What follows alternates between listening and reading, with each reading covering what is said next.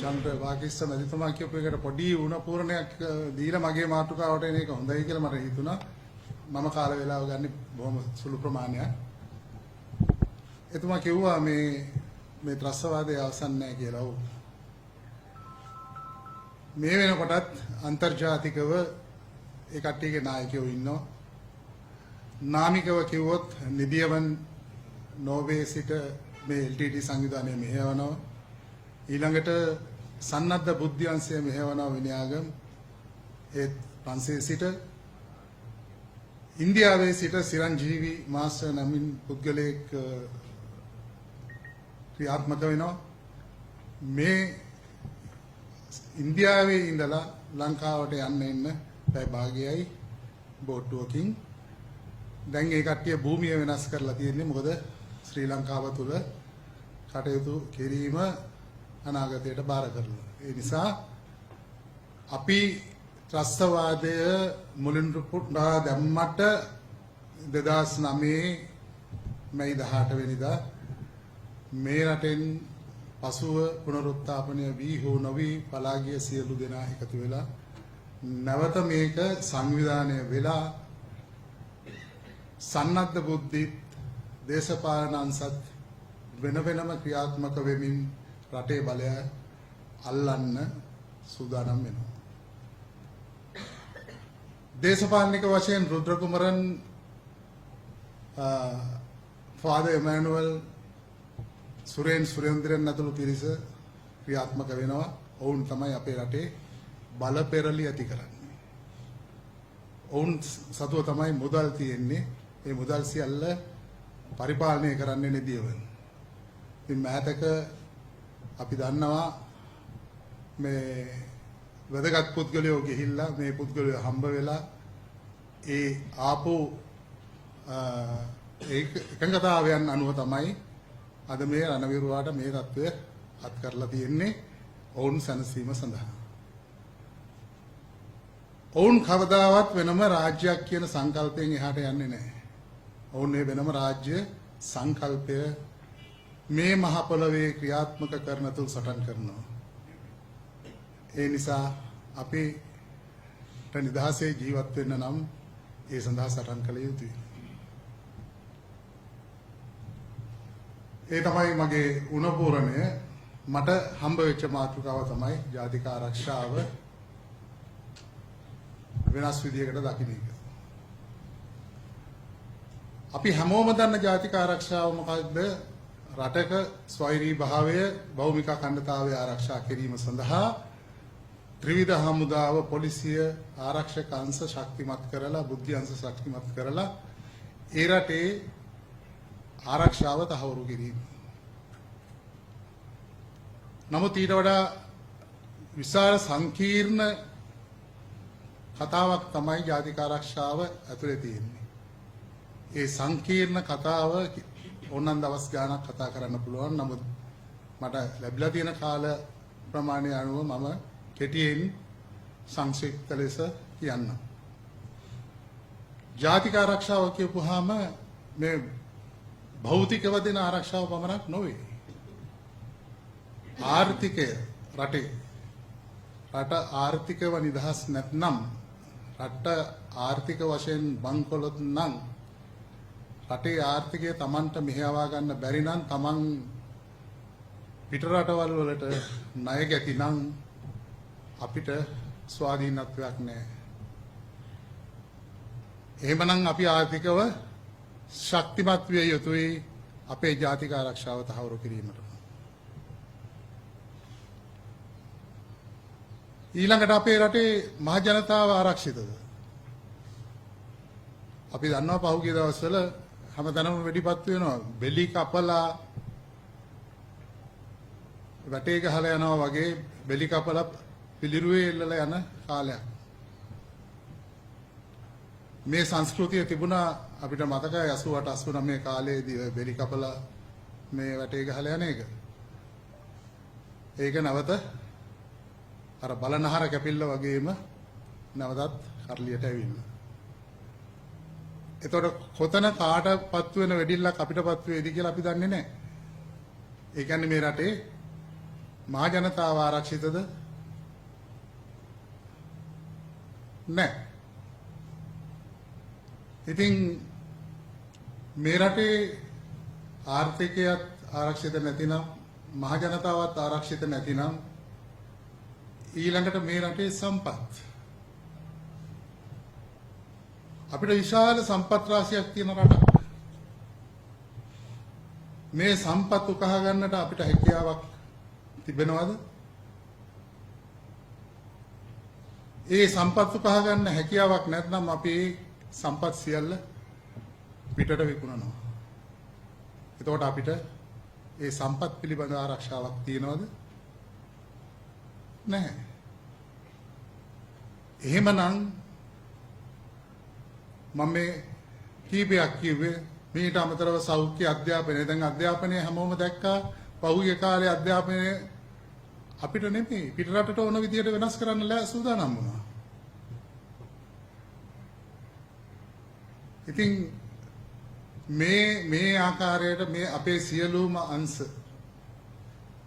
අපිට ස්වාධීන නැතිනම් අපිට පාලනයක් කරන්න බැරි නම් අපි අනුන්ගෙන් යැපෙනවා නම් අපිට පුළුවන් ද අපේ රටේ ජාතික ආරක්ෂාව තහවුරු කරන්න. මෙන්න මේක තමයි ඇත්තම ප්‍රශ්නය.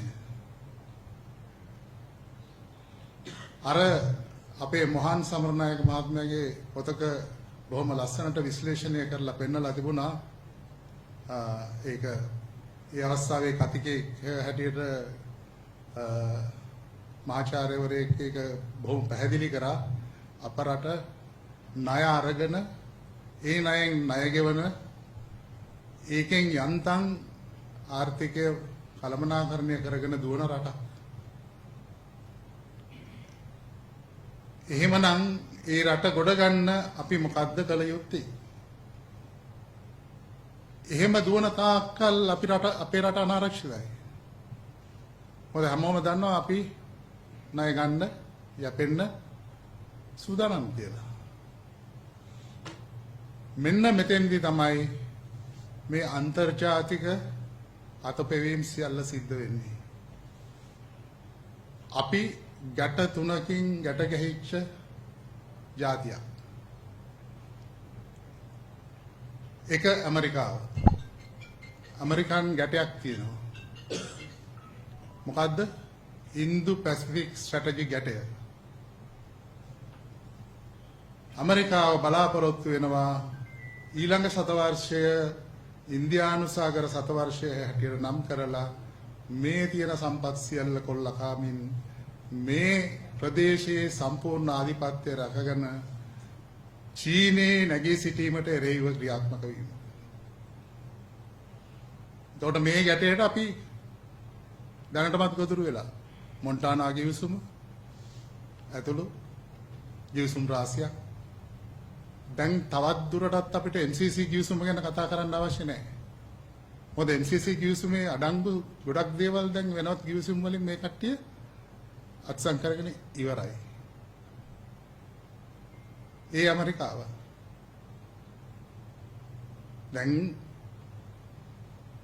උදාහරණයකට ඇමරිකානු සබ්මැරීනයකට අපේ ශ්‍රී ලංකා මුහුදු තීරය ආසන්නයටම ඇවිල්ලා වෙනත් රටක ඉරානයේ නෞකාවකට පහර දීලා මෙන්න අපි පහර දුන්න නැවකට මේකේ මිනිස්සු බේරගන්නilla කියලා අපිට කියලා යන්න නම් මොනතරම් ශක්තියක් තියෙන්න ඕනද?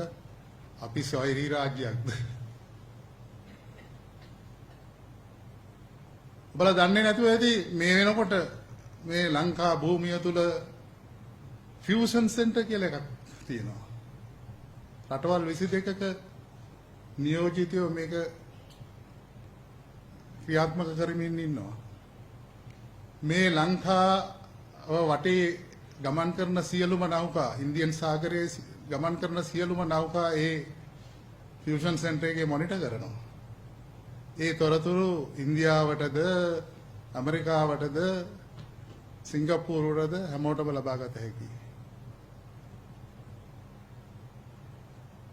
ඉන්දියන් හමුදාවෙන් අපිට සර්වෙලන්ස් කරන්න කියලා ඩෝනිය එයාක්‍රාෆ්ට් එක ලබා දීලා තියෙනවා. ඔවුන්ගේ පයිලට්ලා ඉන්නේ රත්මලානේ ස්ථානගත කරලා. ඔවුන් මේ ප්‍රදේශය සර්වෙලන්ස් කරනවා. සර්වෙලන්ස් කියන්නේ ආවේක්ෂණ කලාපය නිරීක්ෂණය කරනවා. ඒ කියන්නේ මේ රටේ කිසි දෙයක් රහසේ කරන්න බෑ. කාවද මේ හොයන්නේ? ඇමරිකාව ඉන්දියාව එකතු වෙලා. ඒ අතරේම චීන නෞකාවන් සමුද්‍ර ගවේෂණය සඳහා ශ්‍රී ලාංකික විද්‍යාඥයන් සමග ක්‍රියා කරන්න අවසර ඉල්ලනවා. ඒවට අවසර දෙන්නේ නැහැ. එතකොට අපි ඇමරිකානු ගැටේ හිර වෙනවා. දෙවන ගැටේ ඉන්දියාව. මේක තමයි දරුණුම ගැටේ. මෝදි අගමැතිතුමා යටතේ අඛණ්ඩ ಭಾರತය ආදම්ගේ පාලම හරහා ලංකාව යා කරනවා. මේ වෙනකොට ඔවුන් ඒ කටයුතු වල 80%ක් පමණ සම්පූර්ණ කරන අවස්ථාව. අප රට යා කිරීම සඳහා පාලමක්. ඒ පාලමත් සමග ඔවුන්ගේ විදුලි සම්ප්‍රේෂණ කේබලයක් ඊළඟට ඔවුන්ගේ තෙල් සැපයුම සඳහා නලයක්. දැන් මොකද මේ රටක කොඳුනාරටිය බලශක්තිය සම්බන්ධ කරනවා අපේ ලංකාවට. මේ අඛණ්ඩ ಭಾರತය තුල අපි 29 වෙනි ප්‍රාන්තය වීම වළක්වන්න බෑ.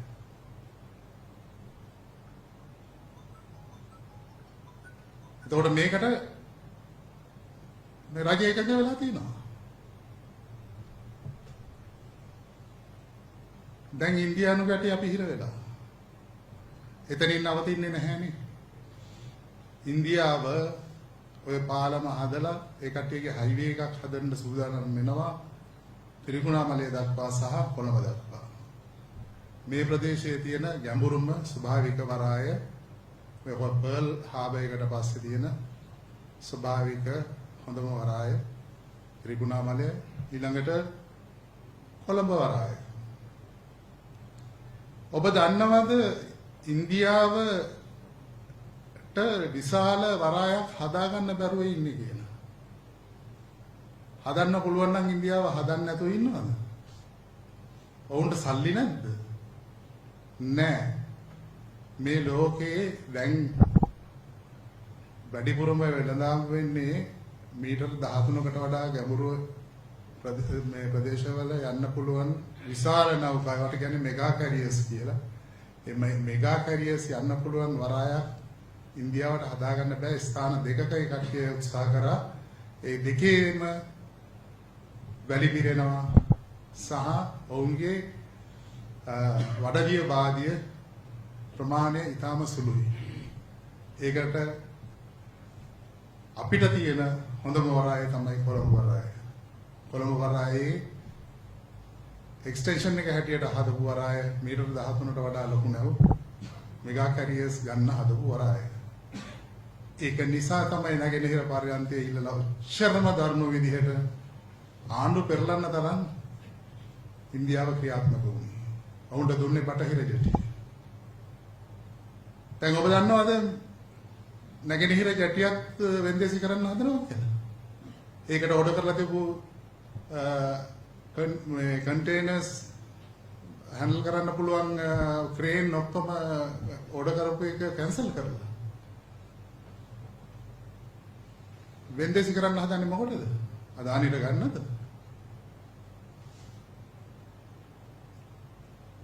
මොකද්ද මේ කරන්න හදන්නේ? මේකේ ග්‍රෑන්ඩ් ප්ලෑන් එක මේ පින්තූර මේ මම බිට් ඔෆ් පීසස් කිව්වේ මේ ටික එකතු කරපුවාම වෙන්නේ දැනට මේ ප්‍රදේශයේ වැඩිම ට්‍රාන්ස්ෂිප්මන්ට් වෙන තැන කොළඹ වරාය.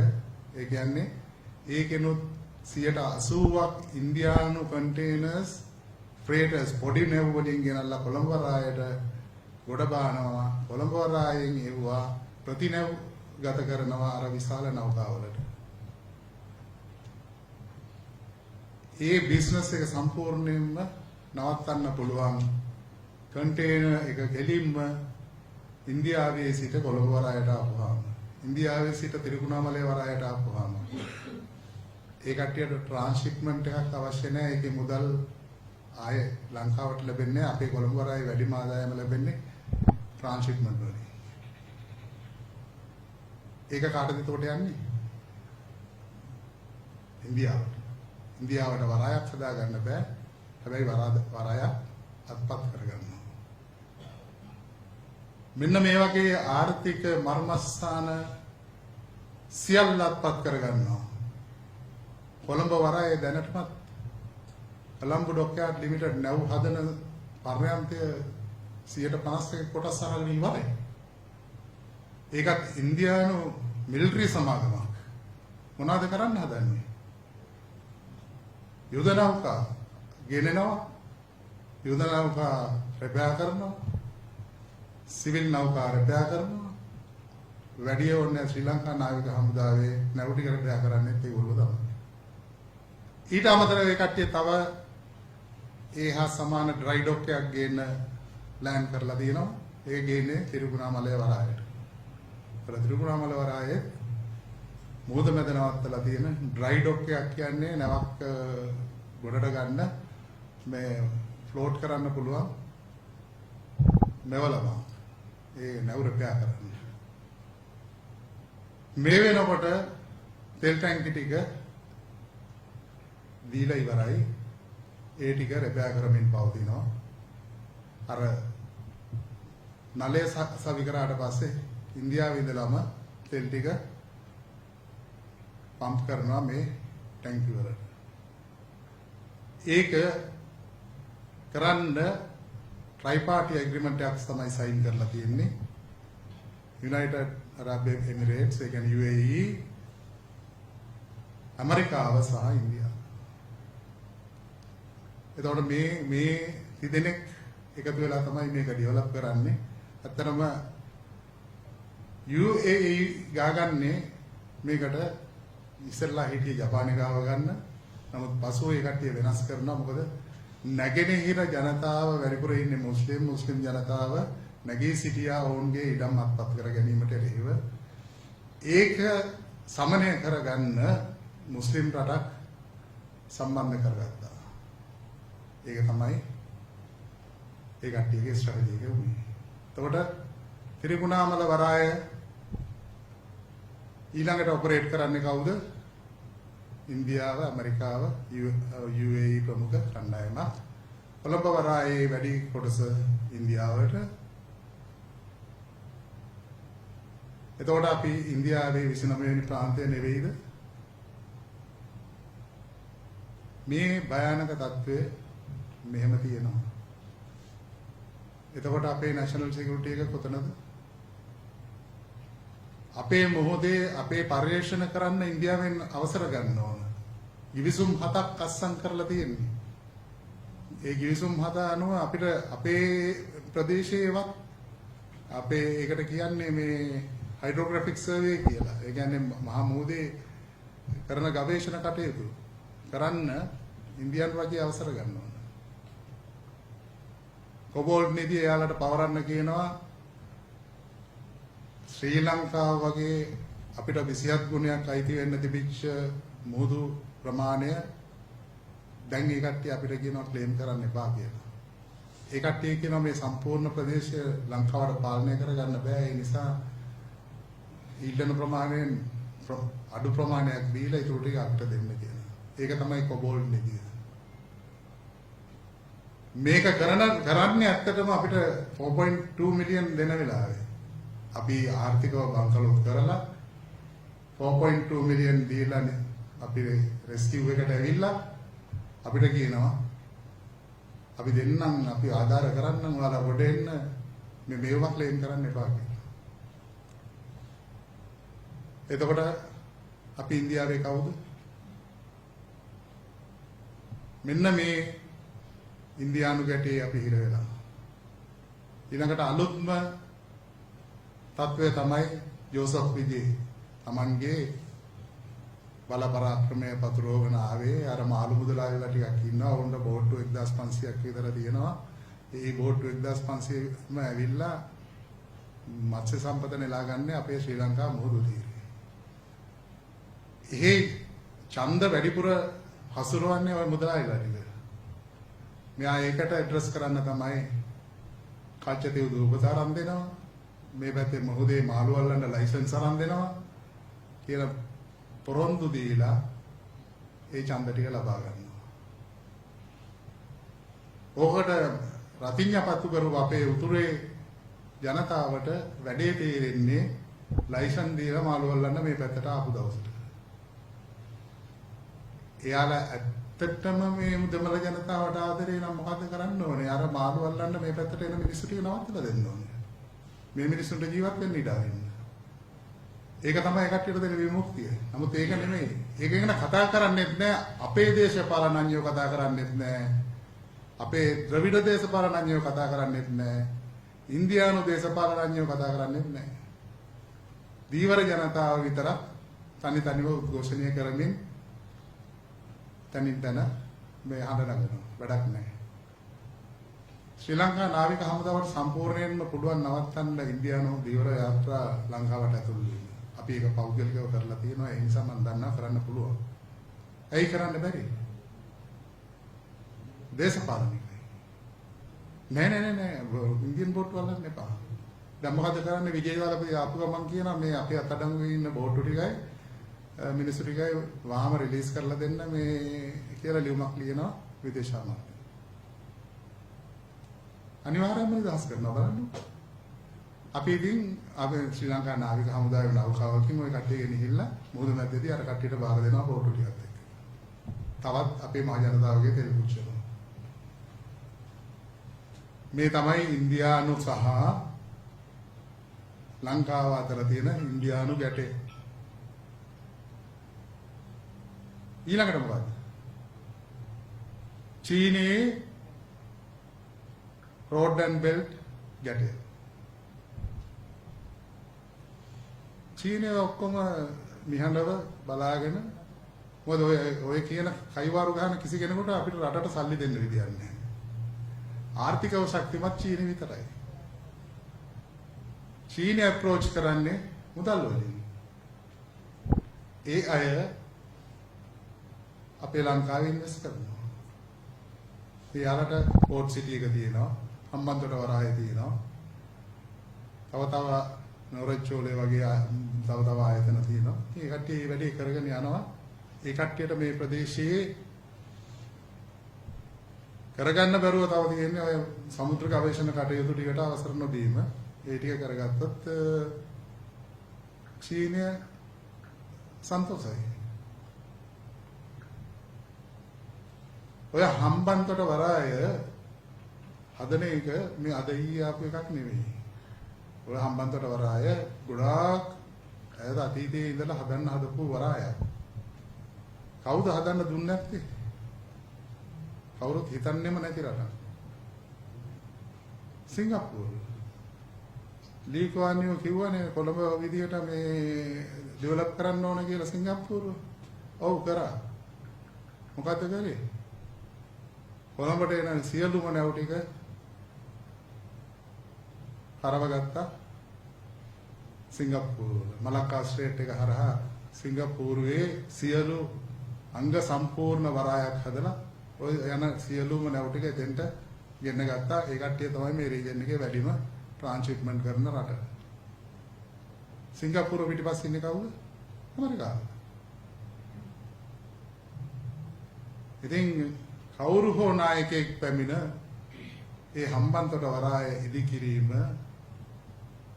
ස්ට්‍රැටජිකලි ඒ කියන්නේ ප්‍රමෝපායන්ට අනුව ඊටම ඥානාන්විත ක්‍රියාවක්. ඒක චීනය විසින් කිරීම මම හිතනවා ඥානාන්විත ක්‍රියාවක්.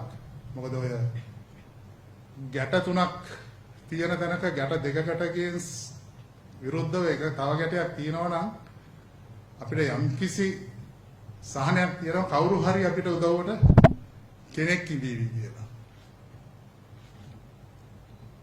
මං හිතනවා මේ කියන ගැට තුන හරියට පාලනය කරගන්න, කළමනාකරණය කරගන්න බැරි වුණොත් අපි යටත් විජිතයක් වෙන එක නවත්තන්න බෑ.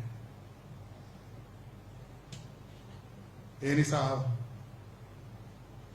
අපි වහවහ ක්‍රියාත්මක විය යුතුයි. දැන් අවසාන වශයෙන් අපිට ලැබිලා තියෙන තර්ජනය තමයි පළාත් සභාව. ඉන්දියාව කියනවා උතුරු නැගෙනහිර හෝ පළාත් සභා ඡන්දය තියන්න ඕන කියලා. බැරි වෙලාවත් උතුරු නැගෙනහිර ඡන්දය පැවැත්වුවොත් අනිවාර්යයෙන්ම ඒ අයට ඕන කට්ටියක් දිනන්නේ. මම දැනට දන්නා පරිදි ශානක්‍යන් කියන පුද්ගලයාව බැටි මේ කවුද නැගෙනහිරටත් සුමන්තිරන් හෝ ඉලංචලියන් කියන පුද්ගලයා උතුරටත් පත් කරගෙන ඔවුන්ට හිතති ආණ්ඩුකාරවරු දෙනෙක් පත් කරගෙන මේ පළාත් සභා දෙක ඔවුන්ගේ බලය යටතේ ශක්තිමත් කරගන්න. පසුව ක්‍රමානුකූලව වෙන වෙනම තම තමන්ගේ ප්‍රදේශවල ඉඩම් සහ පොලිස් බලතල සහිතව සියලු බලතල තමන්ට අත් වෙන පරිදි ඒ අනපනත් සම්මත කරගන්න.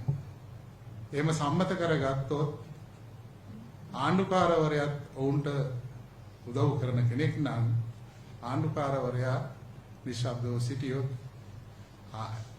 ජනාධිපතිවරයාට මැදිහත් වෙන්නත්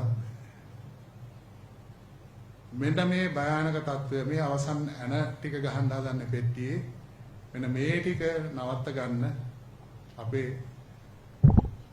දේශපාලන උතුමන්ලා ක්‍රියා කළ යුතුයි. මොකද අපිට පුළුවන් ශක්තියක් වෙන්න. නමුත් ඒක ඉදිරියට ගෙන යන්න ඕනේ දේශපාලනයෙන්. මේ රජය මේ විදිහට ගියොත් උතුරු නැගෙනහිර අහිමිවීම නවත්තන්න බෑ. ඒ කියන ක්‍රිටිකල් එහෙම නැත්නම් ඒ කියන අවදානම් තත්වයට දැන් අපිපත් වෙලා ඉන්නවා. ඒක නවත්ත ගන්න වහවහ ක්‍රියාත්මක විය යුතුයි අපි සියලු දෙනා.